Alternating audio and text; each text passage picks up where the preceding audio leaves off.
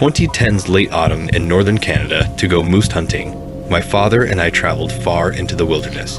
We departed early in the morning, soon before sunrise, in an effort to get as far as we could before dusk.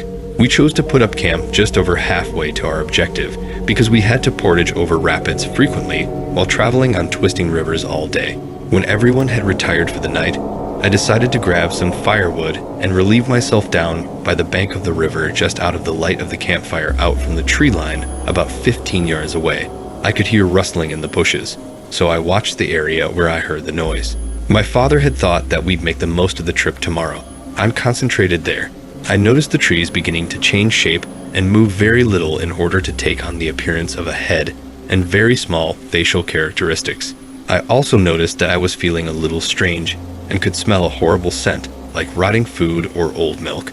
I could hear a voice saying hello and inviting me to come see it as my eyes adjusted to the darkness along the tree line. I grinned and moved a little closer, but I stopped to consider the circumstance. My relatives' features ceased being happy and emotionless. The flesh on their cheeks started to peel away in large pieces, and I was overcome with astonishment and horror.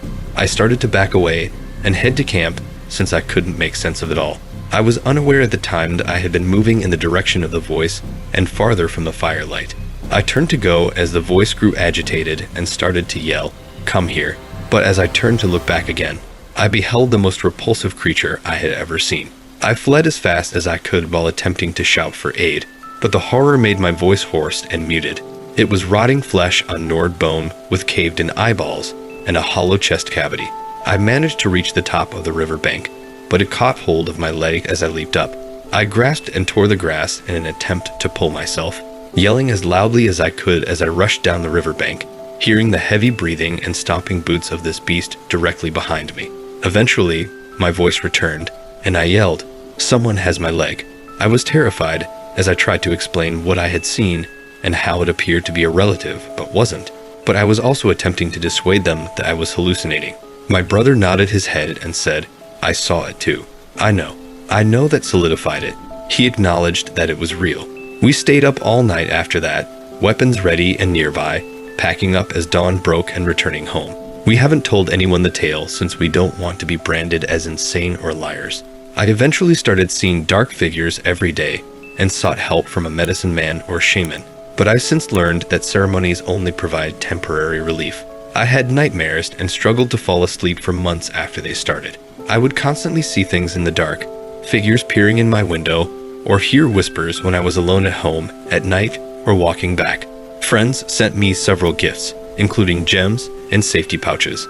I discovered that there's a good chance I came across a Wendigo. I discovered that if you survive your contact with one, it attaches itself to you like a parasite.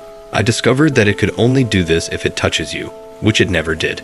I hate it since I enjoy being outside and hunting in nature, but ever since that night, I've been nervous whenever I approach a forest or wooded area. Now I constantly feel like I need to be on alert and lean against anything. Make your own judgments about this while I'm in the wild.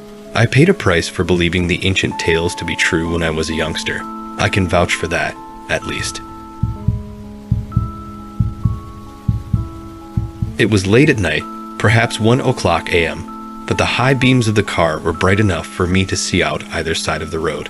I was in the back of my buddy's mom's SUV, and we were visiting a friend of hers who had supposedly lived deep in the woods of northern New Jersey. We were moving along when I noticed what I initially believed to be an animal running awkwardly next to the car, which I found to be extremely strange given that we were approaching 45 miles per hour when I glanced at the speedometer. I was able to get a clear look at it for a brief moment, and it appeared to be a human running on all fours. However, one thing I remember about it is how pale and gray the skin was.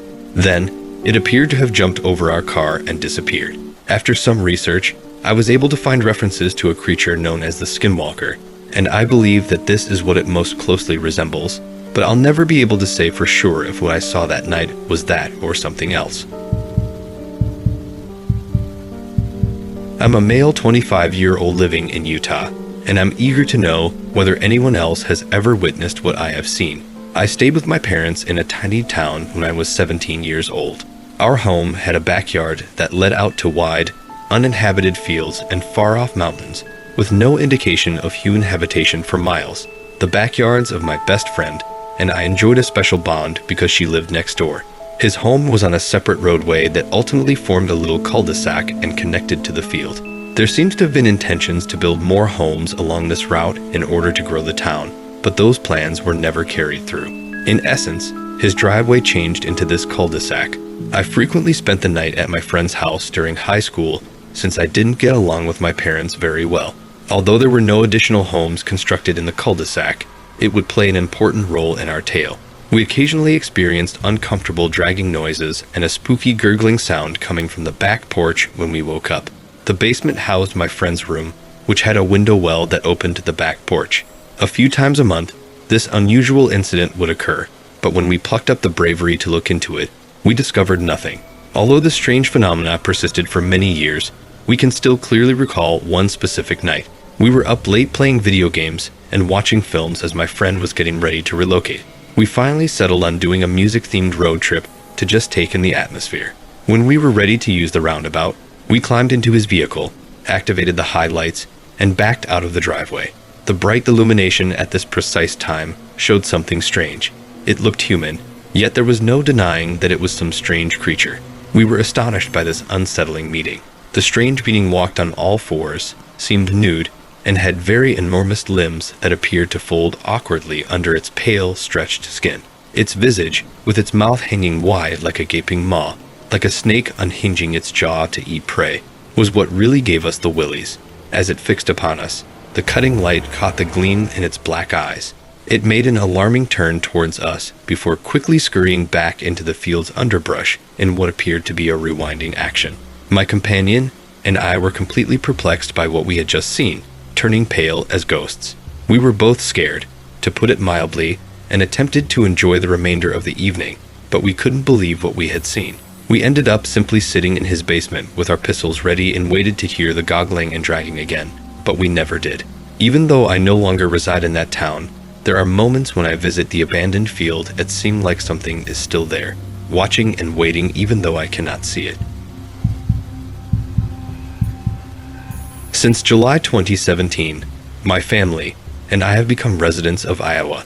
We are situated in a tiny area of around 25 homes that is encircled by forest. I watch a lot of horror films, and most of them take place in forests, so after living in Iowa for a year, my anxiety was already alarming. We made the decision to adopt a new pet into our house to keep our aging dog company as he grew older. We gave the new puppy, which we named Tucker, a great deal of energy and friendliness, and he quickly proved to be a dog who was constantly eager to play with everyone or anything. Sadly, our elderly dog went suddenly a few months later, leaving Tucker as our only interacting and cherished pet. Several years later, my parents were divorced. After some time passed, my mother moved on and began seeing a man who lived not far from our home. My parents devised a timetable so that while one of them was with us, the other would be somewhere else in order to control the situation. My mother's side of the family has Native American roots, so it's vital to understand that we believe in things like skinwalkers and Wendigos, which are part of our family's cultural beliefs and customs. When it was my mother's time to drive one day, she led us down a road that was bordered by thick woods, a few houses, and 2 farms. She noticed something in a field next to the neighborhood as we ascended a slope on this road. She perceived a towering, gray-skinned being moving through the trees with deer hooves for feet.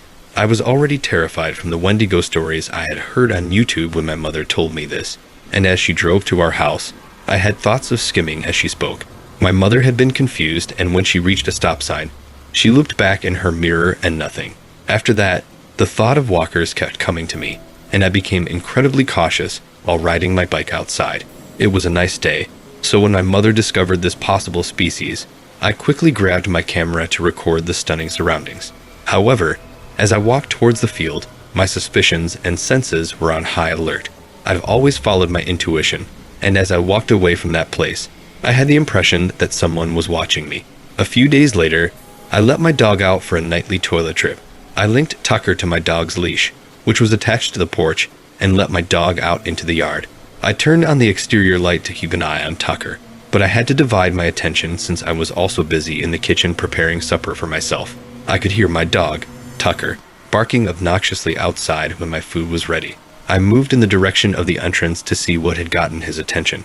Tucker was fascinated by something and was barking loudly there in the shadows. Since Tucker had completed his business and I was worried that the neighbors might be bothered by his barking, I opened the door and told him to stop and come inside. But no matter what I told him to do, he was focused on the mystery apparition that had drawn his attention in the shadows. I shouted at Tucker to come inside as my paranoia increased, but he persisted in his relentless barking. As fear overcame me, I plucked up the fortitude to cast a quick glimpse into the shadows. Only a pair of eyes reflecting the porch light could be seen there. I pulled on the leash and yelled, "Get inside," out of reflex. Finally, in response to the leash's tug, Tucker responded and sprinted for the door. As soon as he was inside safely, I slammed the door. After removing Tucker's leash from his collar and swiftly turning off the porch light, I proceeded through the house, carefully securing each door and window. Additionally, I closed all the windows and gaps that could be peered through. Tucker rushed downstairs into our basement as soon as he was free of the leash. To keep an eye on him, I took my food and went down with him.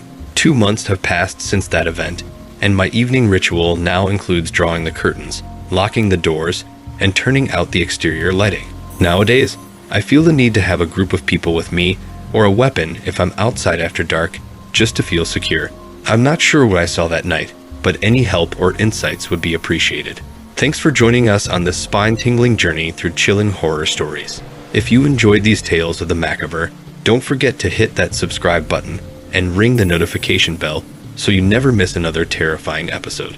Stay tuned for more hair-raising narratives that will haunt your dreams. Until next time, keep the lights on and the doors locked. Signing off from the world of horror.